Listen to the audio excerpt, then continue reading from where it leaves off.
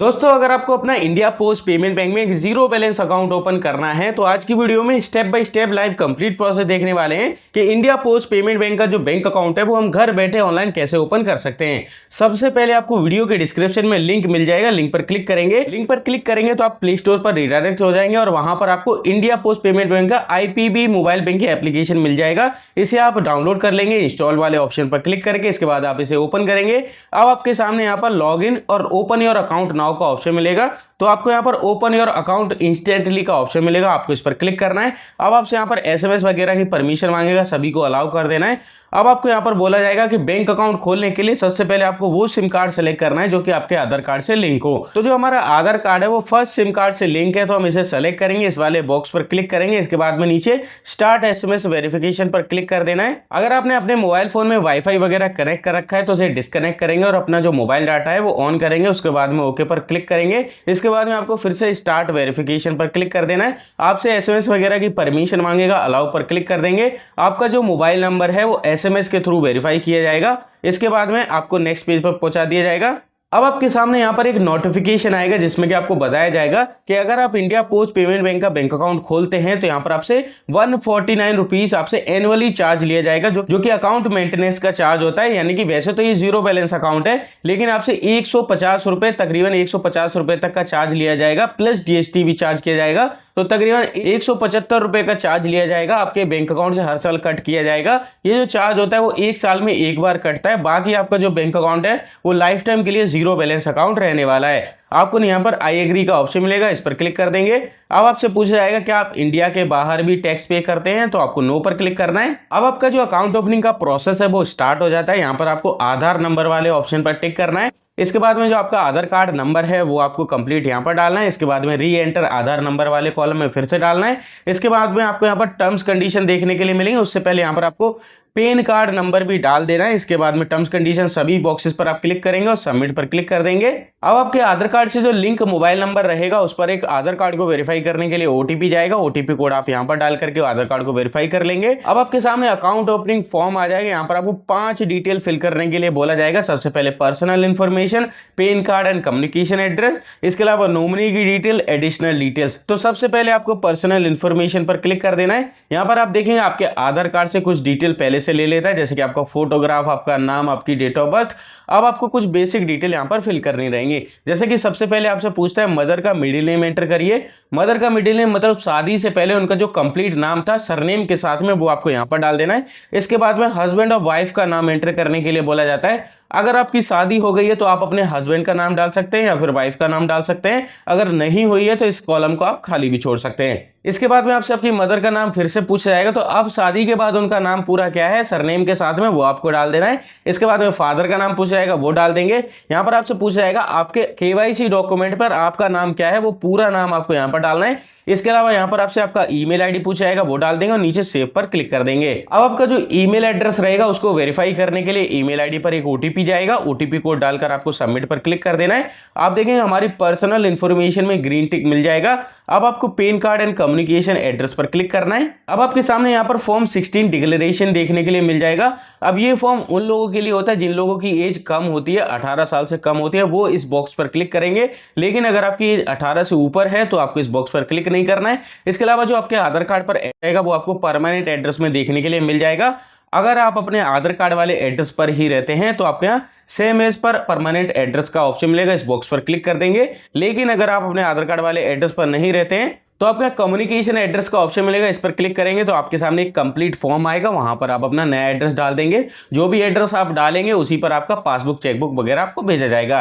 तो हम यहाँ आधार कार्ड वाले एड्रेस पर ही रहते हैं तो सेम एज पर परमानेंट एड्रेस वाले ऑप्शन पर टिक करके नीचे सेव पर क्लिक कर देंगे। अब आप देखेंगे पैन कार्ड एंड कम्युनिकेशन में भी हमें ग्रीन टिक देखने के लिए मिल जाएगा। अब आपको नॉमिनी डिटेल पर क्लिक करना है। अब आपसे यहाँ पर पूछा जाएगा क्या आप अपने बैंक अकाउंट में नॉमिनी ऐड करना चाहते हैं। अब देखो कई लोगों को नॉमिनी के बारे में पता होता है, कई लोगों को नहीं पता होता है। तो नॉमिनी वह होता है, अगर आपको कुछ भी हो जाता है तो नॉमिनी आपके बैंक अकाउंट से बचा हुआ अमाउंट निकाल सकता है। इन केस अगर आपको कुछ भी हो जाता है, अगर आपको नॉमिनी ऐड करना है तो सबसे पहले नॉमिनी का नाम डालेंगे, नॉमिनी की डेट ऑफ बर्थ उनके आधार कार्ड से लेकर के डालेंगे, रिलेशन में बताएंगे आप अपने फादर को, मदर को, ब्रदर को, सिस्टर को, किसको नॉमिनी बना रहे हैं। इसके अलावा नॉमिनी का जो कंप्लीट एड्रेस है वो आपको एड्रेस लाइन 1 और 2 में डाल देना है और पिन कोड डाल करके आपको सेव पर क्लिक कर देना है। लेकिन अगर आपको नॉमिनी ऐड नहीं करना, आप बाद में ऐड कर सकते हो, तो नो पर क्लिक करके आप सेव पर क्लिक कर देंगे। आप देंगे हमारे सामने नॉमिनी डिटेल पर भी ग्रीन टिक देखने के लिए मिल जाएगा। अब आपको एडिशनल इन्फॉर्मेशन का ऑप्शन मिलेगा, इस पर क्लिक करेंगे। अब आपसे एडिशनल इन्फॉर्मेशन में सबसे पहले नेशनैलिटी ऑटोमेटिकली सेलेक्ट रहती है, मैरिटल स्टेटस पूछा जाएगा। यहाँ पर आपको क्लिक करेंगे तो कई सारे ऑप्शन मिल जाएंगे। आप मैरिड हैं तो मैरिड सेलेक्ट करेंगे, अनमैरिड हैं तो अनमैरिड सेलेक्ट करेंगे। इसके अलावा विडो है, डाइवोर्सी है, वो आप अपने हिसाब से सेलेक्ट कर लेंगे। इसके बाद में आपसे आपका ऑक्यूपेशन टाइप पूछा जाएगा, तो इस एरो पर क्लिक करेंगे।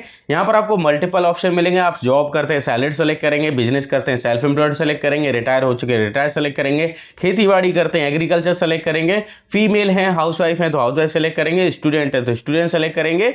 इसके बाद में आपसे ग्रॉस एनुअल इनकम पूछेगी, इस एरो पर क्लिक करेंगे। यहाँ पर आपको बताना होगा कि आप साल भर में कितना अमाउंट कमाते हैं। जैसे मान लो 0 से 50,000 रुपए तक, 50 से 2,50,000 रुपए तक, 2,50,000 रुपए से लेकर के 5 लाख रुपए तक आपका जो भी एनुअल इनकम है वो आप अपने हिसाब से सेलेक्ट कर लेना है। इसके बाद एजुकेशन लेवल पूछा जाएगा, इस पर क्लिक करेंगे। अब अगर आपने 10वीं से कम पढ़ाई करी है तो ब्लो मेट्रिकुलेशन सेलेक्ट करेंगे, अगर आपने 12वीं तक पढ़ाई करी है तो मेट्रिकुलेट सेलेक्ट कर लेंगे। इसके अलावा ग्रेजुएशन नहीं करी है तो अंडर ग्रेजुएट सेलेक्ट करेंगे, ग्रेजुएशन कर रखी है तो ग्रेजुएट सेलेक्ट कर लेंगे, पोस्ट ग्रेजुएशन कर रखी है वो आप सेलेक्ट कर लेंगे। इसके बाद में नीचे आपसे पूछा जाएगा आपको पॉलिटिक्स से कोई लेन देन तो नहीं है, तो आपको नो पर क्लिक करके सेव पर क्लिक कर देना है। इसके बाद में अब आपसे अकाउंट इन्फॉर्मेशन के बारे में पूछा जाएगा, इस पर क्लिक करेंगे।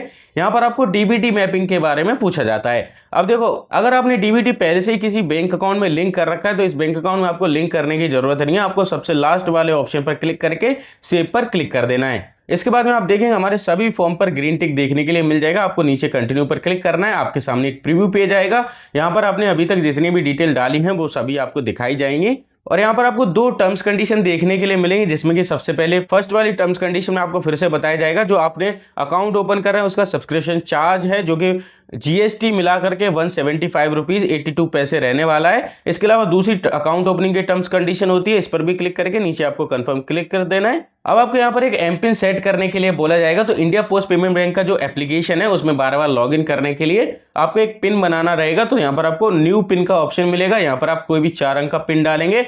री एंटर एमपिन वाले ऑप्शन में भी आपको 4 अंक का पिन डालना है। इसके बाद सेट एमपिन पर क्लिक कर देंगे। अब आपको यहाँ पर कुछ सिक्योरिटी क्वेश्चन सेलेक्ट करने और सभी के आंसर टाइप करने के बाद में नीचे आपको सबमिट पर क्लिक कर देना है। अब आपके मोबाइल नंबर पर एक फाइनल ओटीपी कोड आधार कार्ड से लिंक मोबाइल नंबर पर जाएगा। ओटीपी कोड डाल करके आपको सबमिट पर क्लिक कर देना है। आप देखेंगे हमारा जो अकाउंट है वो सक्सेसफुली ओपन हो चुका है। अकाउंट की डिटेल में कस्टमर का जो नाम रहेगा वो मिल जाएगा, कस्टमर आईडी मिल जाएगी, अकाउंट नंबर मिल जाएगा और नीचे आपको लॉगिन का ऑप्शन मिल जाएगा और ऐड फंड का भी ऑप्शन मिल जाएगा। अगर आपको अपने बैंक अकाउंट में फंड ऐड करना है तो ऐड फंड पर क्लिक करके ऐड कर सकते हैं, वरना आपको लॉगिन पर क्लिक कर देना है। अब आपने जो एमपिन बनाया था, मैंने बोला था कि मोबाइल बैंकिंग में लॉगिन करने के लिए आपको एमपिन बनाना रहेगा, तो जो भी आपने पिन बनाया था 4 अंक का वो आपको यहाँ पर डाल करके लॉगिन कर लेना है। आपके सामने एक कंप्लीट इन्फॉर्मेशन खुल करके आ जाएगी, जिसमें कि सबसे पहले आपको बताया जाएगा कि मिनिमम फंडिंग रिक्वायर्ड है जो कि 200 रुपए आपको ऐड करने के लिए बोला जाएगा।